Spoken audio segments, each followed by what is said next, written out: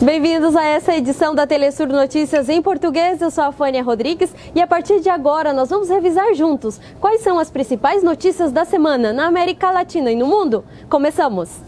Essa semana a Venezuela sofreu um novo apagão nacional e nosso correspondente em Caracas, Leonel Retamal, nos conta os detalhes.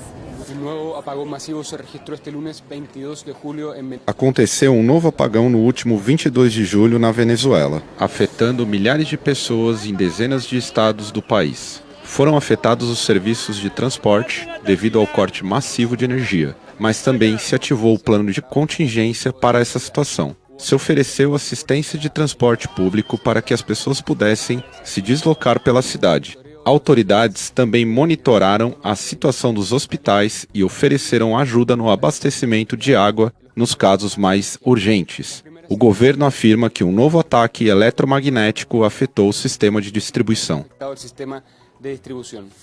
Também na Venezuela começa hoje a 25ª edição do Fórum de São Paulo. O evento vai reunir cerca de 150 organizações e partidos políticos de esquerda da América Latina e do Caribe para construir uma agenda de lutas comum. Serão 4 dias de debate e um dos temas centrais será o bloqueio econômico aplicado contra a Venezuela pelos Estados Unidos. Enquanto isso acontece em Caracas, avançam os diálogos de paz entre o governo venezuelano e a oposição, que estão reunidos na ilha caribenha de Barbados. Desde o início de julho, representantes do governo de Nicolás Maduro e diversos setores da oposição venezuelana se reúnem em Barbados para buscar uma solução pacífica à crise política da Venezuela. As negociações são mediadas pelo governo da Noruega. Agora passamos ao Brasil, porque a Procuradora-Geral da República, Raquel Dodge, recorreu da decisão do Supremo que suspendia a investigação do COAF. A decisão afeta diretamente a família Bolsonaro. E nosso repórter Inácio Lemos conta os detalhes desde São Paulo. Olá, Fânia. A Procuradora-Geral da República, Raquel Dodge, recorreu à decisão do presidente do STF, Dias Toffoli, que tinha suspendido os inquéritos com dados do Conselho de Controle de Atividades Financeiras, o COAF, a pedido e em benefício de Flávio Bolsonaro, senador e filho de Jair Bolsonaro. Desse jeito tem um passo para frente e um passo para trás no inquérito por corrupção contra a família do presidente brasileiro. Com essas informações, fechamos nossa conexão desde São Paulo. Hoje completam 6 meses da tragédia de Brumadinho. Quase 300 vítimas, centenas de desaparecidos e uma investigação sem resposta. Nosso correspondente André Vieira está em Minas Gerais e nos conta como está a situação. 6 meses depois, muita lama onde antes funcionava a mina Córrego do Feijão da Vale. Embaixo dessa lama, famílias reivindicam que 24 de seus entes sejam encontrados. A gente foi afetado, parece que eles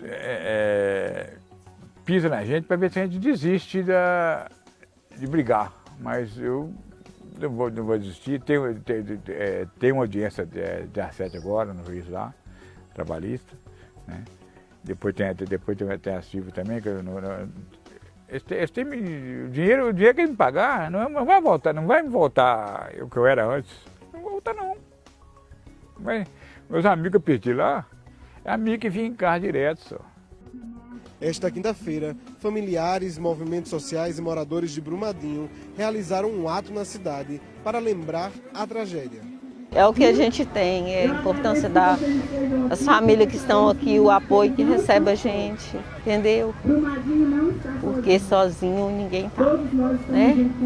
Mas nada que ia acontecer e nada que a Vale fazer vai trazer a vida de volta. E principalmente a vida da gente. Essas famílias que transformam o luto em luta prometem permanecer nas ruas para exigir justiça para seus entes perdidos, mas também para que crimes como o praticado em Brumadinho não se repitam. André Vieira e Sebastião Soto para o Telesur Notícias em português. O governador de Porto Rico, Ricardo Rosselló, renunciou ao cargo na noite de ontem depois de 2 semanas de intensos protestos. Rosselló informou na noite de ontem que deixará o cargo depois de 2 de agosto e sua sucessora será sua secretária de Justiça, Wanda Vázquez. A decisão foi uma resposta a 2 semanas de protestos que exigiam a renúncia, depois que foram divulgadas mensagens de celular em que o governador senador ofendia vítimas do furacão Maria de 2017, além de citar membros da oposição com palavras de caráter misógino, racista e homofóbico. Esta semana iniciou o período de campanha eleitoral na Bolívia. No dia 20 de outubro serão eleitos o presidente e seu vice, além de senadores e deputados. 9 chapas se inscreveram para disputar cerca de 350 cargos do Executivo e do Legislativo Nacional Boliviano. Esse ano o país teve um recorde de inscritos, com mais de 1 milhão de eleitores registrados. E segundo as últimas pesquisas, o atual presidente Evo Morales e seu vice Álvaro Garcia Linheira são favoritos, com 37% das intenções de voto. No Chile, os professores decretaram o fim de quase 2 meses de greve geral e nossa correspondente Paola Dracni nos oferece um resumo sobre essa jornada dos profissionais da educação. Logo de 7 semanas de greve, os professores convocaram uma grande votação nacional e popular para que as bases do magistério decidissem se a greve por tempo indeterminado iria continuar ou se a diretoria do sindicato estaria encarregada de negociar com o Ministério da Educação essa ampla lista de reivindicações,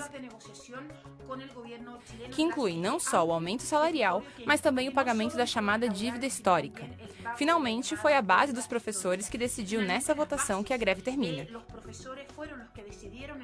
E que vai ser a direção do sindicato que buscará formas alternativas de mobilização.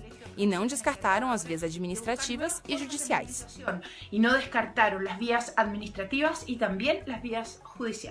No Oriente Médio, o exército de Israel continua fazendo demolições forçadas em casas de palestinos em Jerusalém.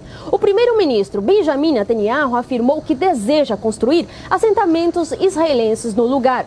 Centenas de palestinos são expulsos de suas casas, que logo em seguida são destruídas. Até o momento, cerca de 16 edifícios já foram demolidos e no lugar o governo de Israel quer construir assentamentos para judeus. A medida é considerada ilegal, já que essa é uma região de domínio palestino. As Nações Unidas e a União Europeia condenaram as demolições e pedem que o Estado de Israel pare imediatamente com a violência contra o povo palestino.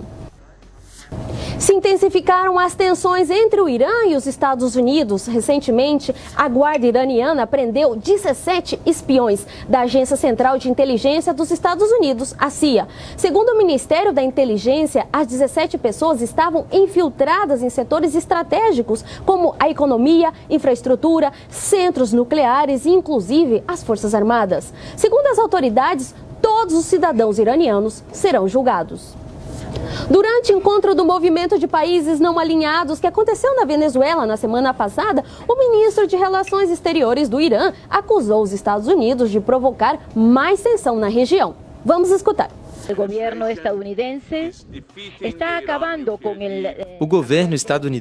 acabando com o acordo nuclear iraniano, apesar do investimento que todos fizeram para que ele fosse realidade. E nesse processo, violaram não somente as resoluções pertinentes ao Conselho de Segurança da ONU, mas também, ironicamente, sancionaram aqueles que estão tratando de cumprir com essas resoluções. A intervenção grosseira dos Estados Unidos sobre os assuntos internos da Venezuela, incluindo o apoio a um golpe de Estado em abril, deixa um exemplo claro da ação maldosa dos Estados Unidos no mundo. É um novo exemplo da malévola ação dos Estados Unidos no mundo. E nesse 25 de julho comemora o Dia da Mulher Negra Caribenha e Latino-Americana. Para marcar esse dia de luta, vamos finalizar nossa edição com um vídeo da vereadora Marielle Franco. Que a gente pautou com um debate de gênero, com um debate da favela e com um debate da negritude. Então, políticas públicas que atendam a esse perfil de uma bandeira que é mais ampla e que precisa estar atenta aí ao conjunto da cidade para reduzir a desigualdade. Porque, no geral, mulheres negras, por exemplo, são as que mais sofrem violência, ou no parto, ou sexual. Então, o debate sobre a favela e as políticas públicas alternativas para a favela é fundamental. E nós chegamos ao final dessa edição da Telesur Notícias em português. Lembre-se que você pode interagir com a gente através das nossas redes sociais e também do nosso grupo de WhatsApp. Mande observações, críticas e também informações, porque isso nos ajuda a construir as próximas edições. Obrigada por acompanhar-nos e até a próxima.